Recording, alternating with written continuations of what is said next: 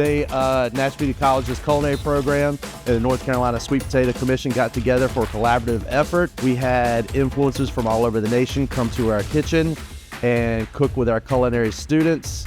Everybody had about 5 minutes to figure out their recipes, demonstrating the versatility of the North Carolina sweet potato. Things went very well, I think. My students had a good time pairing up with the influencers.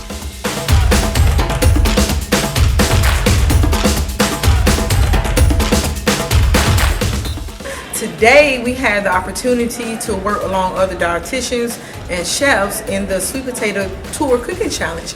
And we had the opportunity to be sous chefs. We helped prepare tasty and nutritious meals that included sweet potatoes. Sweet potatoes were the absolute star of every single meal, and I'm glad that we had the opportunity today.